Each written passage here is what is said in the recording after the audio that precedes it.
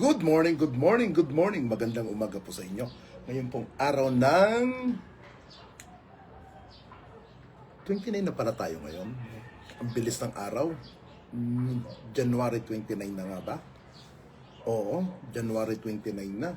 2026. Napakabilis ng araw. Di ba? Pag-usapan niya natin, mga kaibigan, itong mga sinasabing traitor sa ating bansa. Pero mga hinalal na walang pagmamalasakit sa ating inang bayan. Music! Barangay Chupaco, sa kanto ng Kanto Tinyo.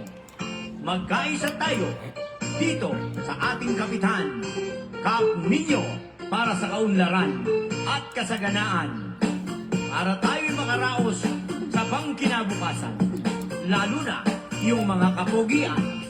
Tandaan ninyo, 20-20 lang, Kap Ninyo, Barsaga, cute ang ina mo. Sa Barangay Chupaco, kanto ng Kanto Tinyo, mayroon tayong kapamilya, dabarkat Katsat kapuso! Kap Ninyo, Barsaga, Sasok, Mijayan, Reyna. Napakasimpli't mainhin, hindi marunong magmura. Kasangga ng kabataan na malaki ang inaharap, lalo na yung mga pogiyan ng kanyang hinahanap. Tutulungan ni Kap Ninyo sa ginhawa at sa hirap upang kanilang maabot pinapangarap na ulap. Mga senior citizen, Kap Ninyo'y kaagapay. Kap Ninyo hindi niya type yung mga pangit at jutay.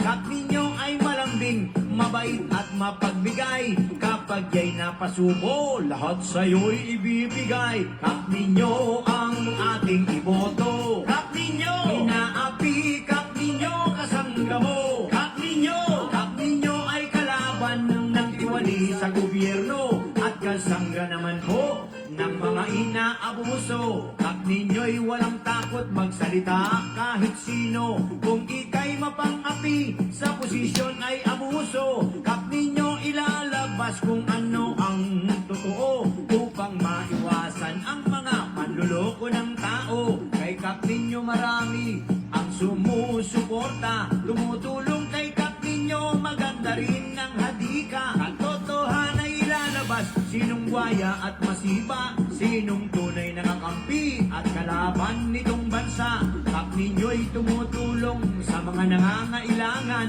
mga taong kapuspalad. Si Kap Ninyo ang sandigan, school supply at mga wheelchair, may sponsor yan everywhere. Basta tulong kailangan, tawagan mo and he'll be there. Kap Ninyo ang ating iboto. Kap Ninyo, La la la, la la la la la la la, la la la.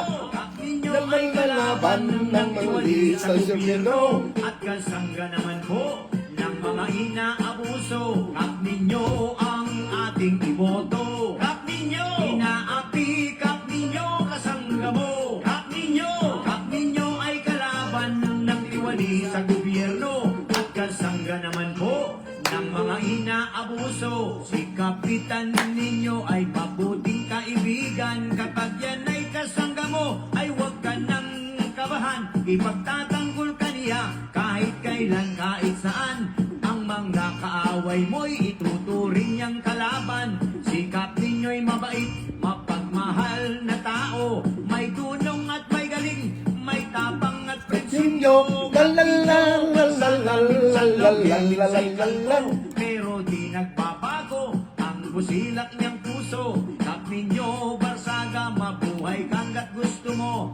Ang mabuting hangarin, Kap Ninyo, ituloy mo. Tirahin mong mga loko, bakbakin mong mga abuso. Bigyan mo ng isang malutong na ina nyo. Kap Ninyo ang ating iboto. Kap Ninyo, inaapi. Kap Ninyo, kasangga mo. Kap Ninyo ay kalaban ng tiwali sa gobyerno at kasangga naman po ng mga inaabuso. Kap Ninyo ang ating iboto. Kap Ninyo, inaapi. Kap Ninyo, kasangga mo. Kap Ninyo ay kalaban ng tiwali sa gobyerno at kasangga naman po ng mga inaabuso. Kap Ninyo ang ating iboto.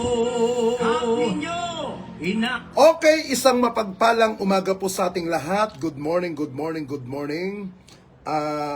Sa mga first-timer lamang, ngayon lamang po nakapasok dito sa aking live. Pag ako po may topic about sa politika o whatever, kung ano pa man ang mga topic, ako po'y nagpapaalala.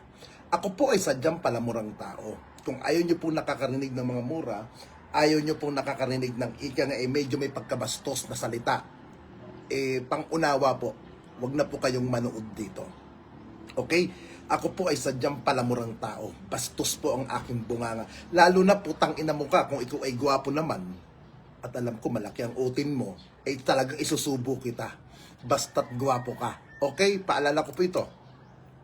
Kung ikaw ay isang baguhan lamang dito sa aking channel, sa aking Facebook Live, sa aking YouTube Live, kung ayaw mong makarinig ng mga sumusunod na salita, pukin ang ina mo ka, hinayupa ka, gago ka, ulul ka, pendeho ka, leche ka, iho di puta ka, lumayas kayo rito sa aking live. Ako po ay hindi isang santong vlogger, ako po ay sadyang bastusin. Kaya lumayas kayo rito kung ayaw nyo makarinig ng mga salitang hindi nyo makain. Yun. Malinaw po yun mga kapatid na ako po ay nagpapaalala sa inyo na ako po ay sadyang palamurang tao. Kaya po, please, wag na po kayong manood dito kung ayaw nyo pong namumura at ayaw nyo pong masabihan kung tangat, inutil at bobong mga buwaka ng ina ninyo. Talaga naman bobo kayo, di ba? Yun ang masakit Yung pagiging bobo mo, pagiging mangmang mo, hindi mo alam. Wala kang alam sa pagiging mangmang mo. Kasi nga mangmang kayo. Okay? Now, alam nyo, ang nakakasama ng loob dito, mga kababayan, na kung saan, meron tayong mga ibinoto. Okay, wag na muna tayo pumunta dyan. Dito muna tayo pumunta. O nga pala, shout out nga pala sa isang tao. Alam mo ito kahapon, itinapik ko to kagabi, na kung saan, itong putang inang baklang itong si Micaela Ocampo Garza. Oo, Micaela Ocampo Garza. Alam mo, ang daming nag-PPM sa akin kagabi.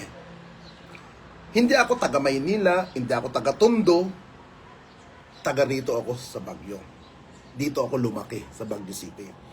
Alam mo, Micaela, ang pangit sa isang kagaya mo, na I don't know kung saan ka nanggaling, kung saan ka inilutang, na nagkantutan ng ina mong hindot ka.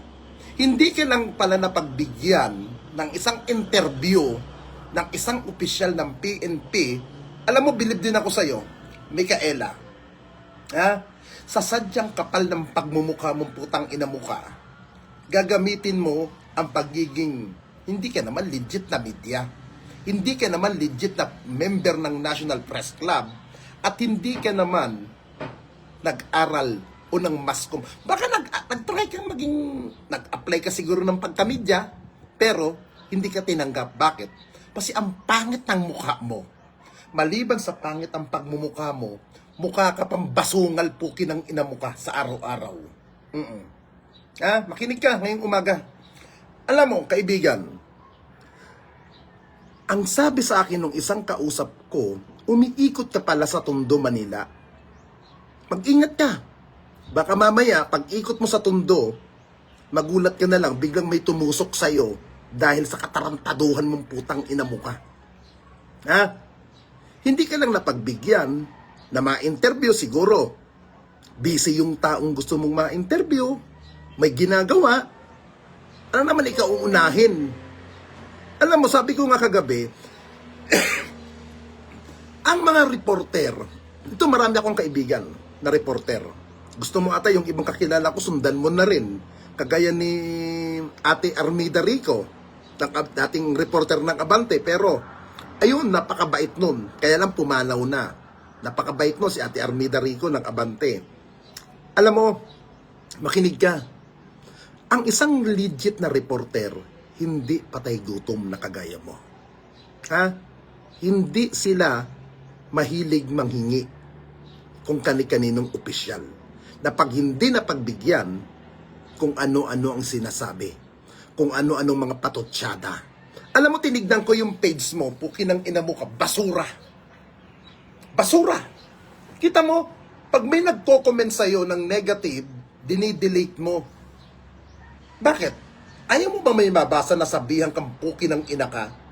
Na, hindi ka ba nahihiya? Pinapalamon mo sa pamilya mo, kung may pamilya ka man, dahil bakla kang hindot ka, galing sa panguhutot mo, galing sa pandarambong mo, ha? At yung binabayad mo, kung kanino mong kinutsupa mong lalaki, alam ko naman kahit pangit ang mukha mo, parang ako, hindi naman ako kagandahan na bakla. Hindi naman ako ubod ng, sabi nga sexy. Hindi naman ako ganon. Pero, may pumapatol pa rin kahit na paano. Dahil sa tawag ng libog. Di ba? Alam mo, ito Micaela Ocampo Garza, makinig ka. Ha? Maging totoo ka sa sarili mo. Maging totoo ka. Ha? Ang ating kapulisan ay hindi kalaban. Ha? Hindi kalaban ang ating kapulisan. Ang kapulisan, kaibigan yan. Kaibigan. Ang lahat ng istasyon ng pulis, kahit na sino ka, anong estado mo sa buhay, kung kailangan mo ng tulong nila sa oras ng emergency, tutulungan ka. Pero kung ikaw ay pupunta dyan at magpapanggap kang media, buti hindi ka inaaresto eh. Ha? Buti hindi ka hinuhuling hindot kang putang ina mo ka eh. Ha? Buti hindi ka ginaganon eh. Ang balita ko nga ito kagabi, may kausap akong isang mga taga-Tondo, may mga nagpi-PM sa akin. Nangihingi ka pala. Hindi ka lang ata napagbigyan. Tangina mo ka, nag-aatungal ka. Nagangak-ngak ka. Kuda ka ng kuda. Hindi ka ba nahihiya niya sa sarili mo? Tapos gagamitin mo, media ka. Hindi ka naman media. Putang ina ka. Vlogger ka rin eh, di ba? Vlogger ka. Ha? Hindi ka ba nahihiya sa itsura mong putang ina mo ka? Mukha kang mahika. Kulang na lang ata. Sunduin ka na ng ni kamatayan, putang ina mo ka. Mahiya ka, ha? Alam mo, yung sinasabi mong station commander doon, may ginagawang maayos yun. Maganda ang kanyang mga programa sa Station 1 ng Tondo. Maayos ang kanyang pamamalakad, maayos ang kanyang plataforma doon. Ngayon, kung may reklamo ka doon sa hepe doon, pumunta ka sa IAS, pumunta ka sa Napolcom. I think willing naman silang sumagot kung ano ang complaint mo eh. Hindi yung dadalhin mo sa social media, putang ina mo ka, magangak-ngak ka, tapos magde-delete ka pa ng post mo, para ka pala talagang, wala ka talagang bayag, buha ka ng ina mo ka. Alam mo ito, makinig ka. Ayoko sanang mangyari ito sa iyo. Parang yung isang kakilala kong media rin. Legit itong reporter ha. Hindi ko napapangalanan, pero patay na. Ang gawain nito, attack and collect. Pag sinabing attack and collect, kukuha ng pera doon, kung kaninang personalidad, tapos, pag hindi na napagbigyan, ina-atake niya sa kanyang mga platform. Huwag mong gagayahin yun. Huwag mong gagayahin. Maniwala ka.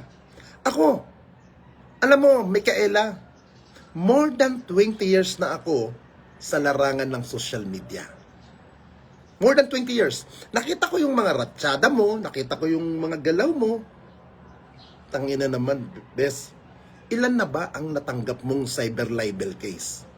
Ako, hindi ko na mabilang ang cyber libel case ko. At ako, ugali ko, kung ano ang post ko, hindi ko dinidelete. Pinaninindigan ko kung ano ang posting ko.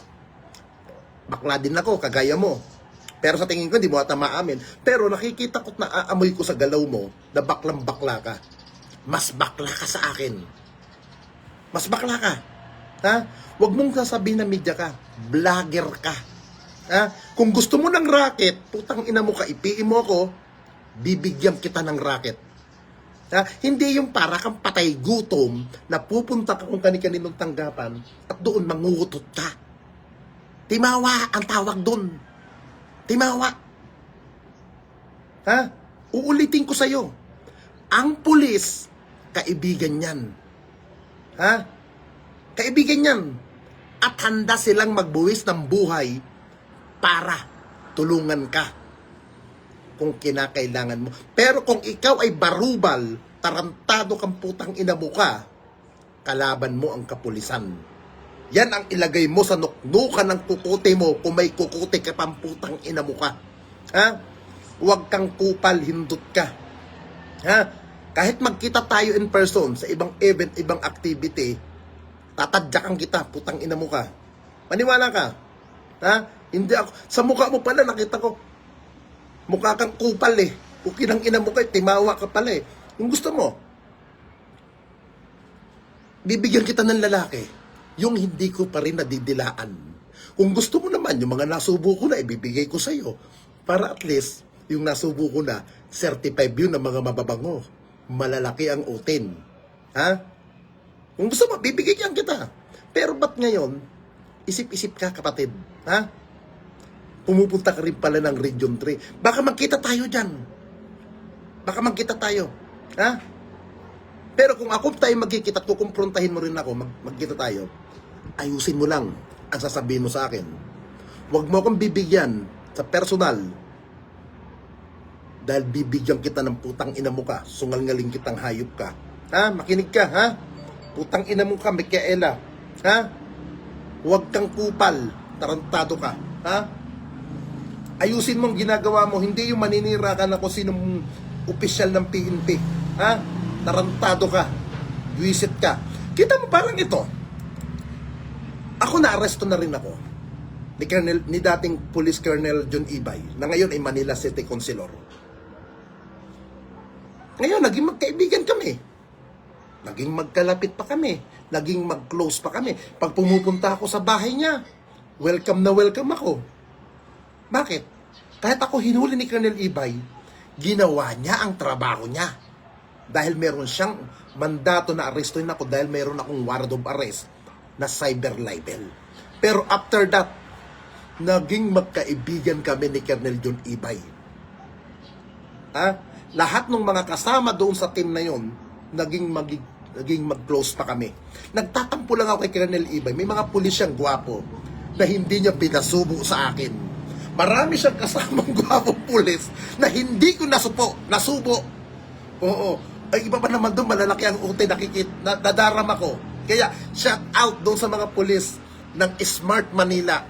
Yan, yung isang kasama doon sa team unit na umariso sa akin, ngayon, major na. Si Police Major Edward Samonte, guwapo yan. Pero, may edad na. Hindi, seryoso to. May edad na yung si Major Samonte, pero kahit may edad yan, daddy-daddy na ang galawan. Guwapo pa rin, matigas pa rin ang batuta nun. Pero wag natin pakialaman yun. Kasi ang asawa nun, napakabait sa akin ni Madam. Policewoman din ang asawa nun. Ha? Alam mo, Mikaela, itry mong makipagkaibigan sa mga kapulis. Itry mo. Masarap kaibigan ang kapulisan. Maniwala ka. Ha? Mabait ang kapulisan pag sa mabait at marunong kang makibagay. Ha? Yung nakikita ko na may mga post ka rin na opisyal ng PNP, alam mo, walang kwenta yun. Ito sinasabi ko to sa mga kaibigan kong vlogger, kahit makarekta ka, kaninong opisyal, panatiliin mo ang paa mo nakatapak sa lupa. Huwag kang maging malaki ang ulo. Ibig sabihin, huwag lumaki ang ulo mo na maging hambog ka, maging mayabang ka. Ha? Matuto kang makibagay, hindi yung ikaw ang pakikibigayan ng kapulisan. Ha? Ako marunong akong makitungo. Minsan nga may nagbibiro sa akin dyan. Lalo-lalo na yung taga Dasmariñas sa makulit din yun, na pulis na yun, natawag ng tawag sa akin. Pero gwapo yun, hindi pa kami nag-iiyutan nun. Taga Dasma yun. SWAT ng Dasmariñas yun. Alam ko malaki ang OT nun, alam ko nanunood yun, makulit yun. Oh. Pero, magkakaibigan kami. Yan si Colonel John Ibay, ni Major Edward Samonte, at lahat ng unit ng SMART. Hindi ikaw yung pakikisamahan. Marunong ka dapat makibagay. Tandaan mo. Ha? Sa larangan na pinasok mo ang pagiging vlogger, pagiging political vlogger. Alam mo sa ating pagiging political vlogger, maging open ang utak mo. Huwag kang bobo. Ha? Huwag kang kupal. Ha? Huwag kang kupal, putang ina mo ka. Ha? Huwag kang kukupal-kupal. Ha? Yan ang tandaan mo. Marunong kang makibagay. Marunong kang makikapwa-tao. Ha? Dahil yung taong binabakbakan mo, maswerte ka, hindi ka pinapatulan sa social media. Dahil hindi ka naman kapatol-patol, putang ina mo ka. Ha? Bakit? Ay ba? Dahil ba medyo angat yung vlog nung Buhawi ng Maynila? Dahil ba angat yung magandang ginagawa? Ngayon gusto mong sirain dahil hindi ka mapagbigyan, putang ina mo ka, kung anong hiling mo? Sa tingin ko hindi pumapatol sa bakla yun at hindi nagpapasubo sa bakla yun na kagaya mo, Micaela. Ha? Ayusin mo trabaho mo. Ha? Pumapil ka nang naaayon sa tama. Ha? Ilabas mo kung tama. Pero kung mayroon ka nakikitang hindi maganda, ilagay mo sa tamang forum. I-complain mo. Dun. Pumunta nga. Vlogger ka, di ba? Papakilala kang media. Hindi ka naman media, putang ina mo ka. Iba ang media, iba ang vlogger. Ha? Sa pagiging vlogger, kahit anong content natin, hindi natin obligasyon kunin ang panig na kung sino-sino. Pag ikay media, obligasyon kang kunin mo ang panig ng taong isusulat mo. Yun ang mga media. At meron silang ethical. At hindi sila patay gutom na kagaya mo. Micaela. Ha? Uulitin ko, putang ina mo araw-araw. Bakit yung ina mo at ama mo ay nagkantutan at ang inilabas sa mong gulo ay kagaya mo? Ha? Para Ina mo. tayo makaraos sa pangkinabukasan, lalo na yung mga kapugian. Tandaan ninyo, 20-20 lang, at ninyo, Barsaga, cute ang ina mo. Sa barangay Chupaco, Talalalalala, lalalalalala, lalalalalala. at ninyo, Barsaga, sa Sok Mijayan Reyna, napakasimpli't mainhin, hindi marunong magmura. Kasangga ng kabataan na malaki ang inaharap, lalo na yung mga pogiyan ang kanyang hinahanap. Tutulungan ni Kap ninyo sa ginhawa at sa hirap upang kanilang maabot pinapangarap na ulap. Mga senior citizen, Kap ninyo'y kaagapay, Kap ninyo hindi niya type yung mga pangit at jutay. Kap ninyo ay malambing, mabait at mapagbigay kapag yay. Okay, doon tayo sa isang topic. Alam nyo, shoutout nga pala sa mga taga Caloocan City. Alam nyo, bilib ako sa mga taga Caloocan. Bakit? Hindi nyo binigyan ng pagkakataon mahalal yung dating mayor dyan na ambisyoso at ambisyosa. Oo. Alam nyo kung sino tinutukoy ko? Yung dating artista na nagkakarati-karati daw yun. Oo. Pero may kasong pandarambong. May kasong ng katiwalian. Sangkot sa pandarambong ng kaban ng Caloocan. Alam nyo, mabuting ginawa nyo, hindi nyo binigyan ng pagkakataon. Ngayon, anong ginagawa? Dahil bitter, dahil ampalaya, ayun, kung ano-anong atungal ang pinaggagawa. Hanggang atungal na lamang sa social media yung taong ito na dating mayor ng Caloocan. Alam mo, mayor, ex-mayor, nagsasayang ka lang. Alam mo, may edad ka na rin naman, senior ka na rin naman. Bakit hindi ka nalang magmuni-muni? Bakit hindi mo isipin yung mga pagkakamali mo noon na nagawa noon dati? Eh, bakit hindi mo isipin?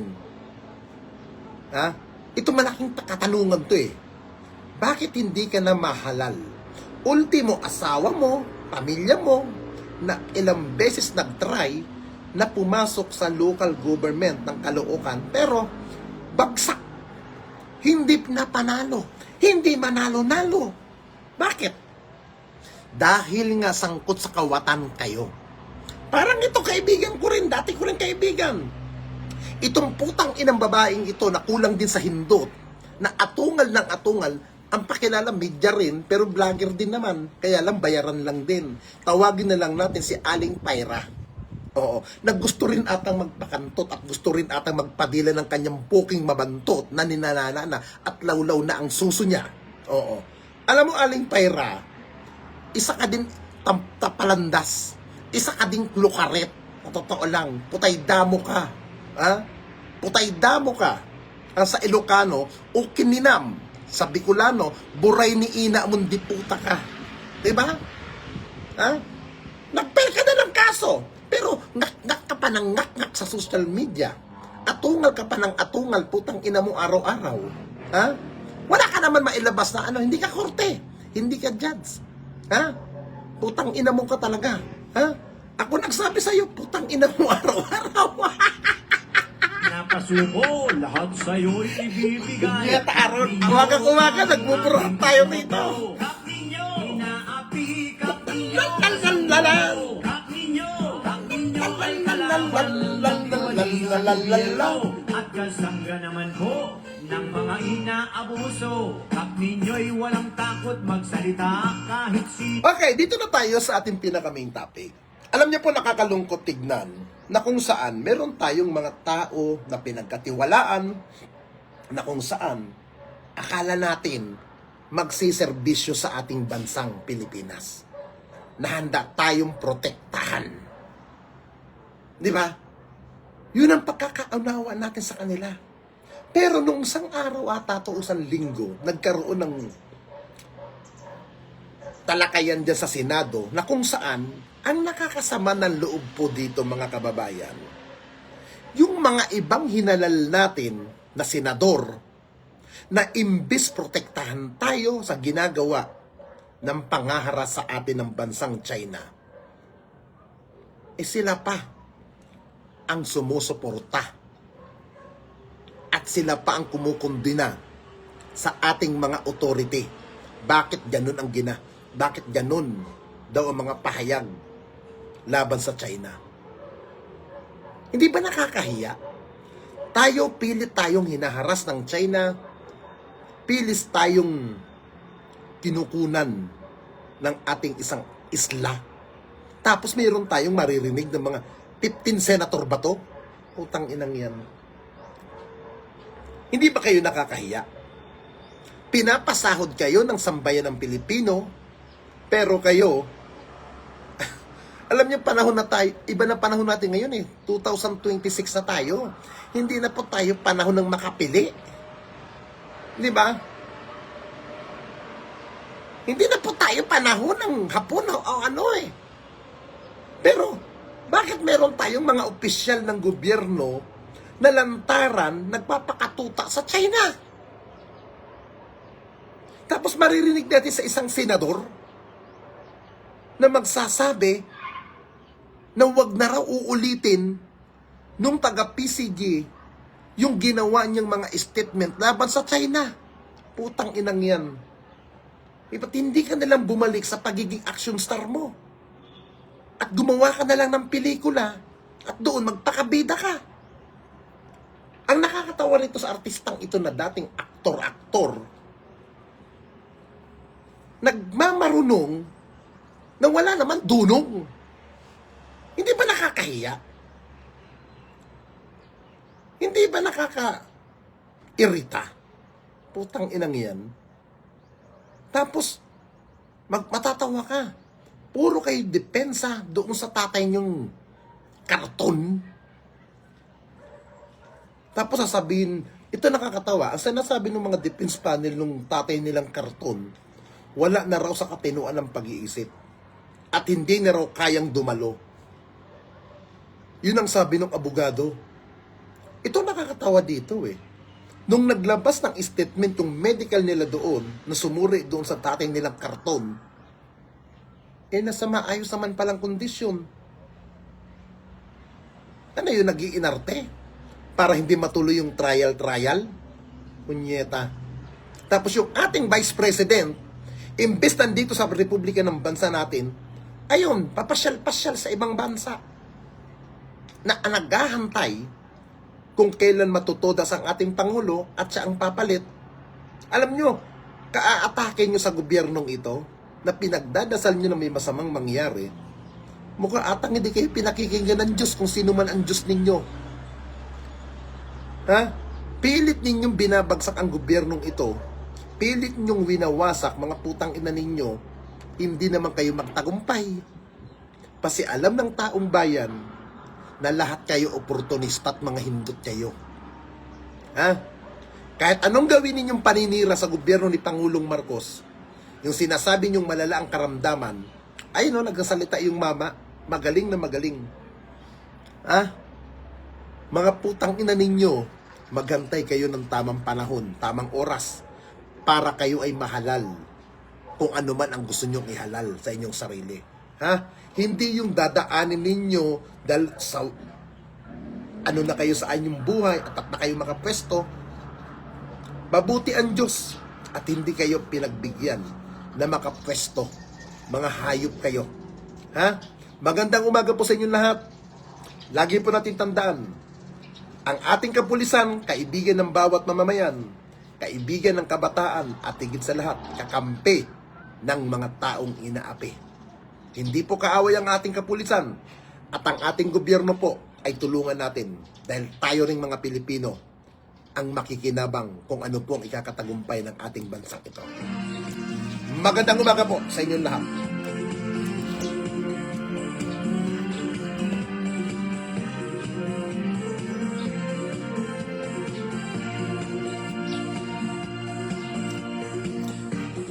Bawat tugtuging bago, bawat sayaw na pang-disco, ay nasubukan ko. Bilitin ganado, bilaw na nauso, Ay ang sayaw na ito, swing. ang tawag dito, pinaghalo, bugi at tango, pinaka-suling sayaw para sa atin. At sayaw, Rito. swing. Prito, ay hindi, adobo mo na lang. So at sayaw, Wait, egg yan Wait, saka itlog. swing. Isuwing mo ako. At sa tugtuging Ito, nastas ko'y itilig mo ako. So sweet. Isuwing mo ako.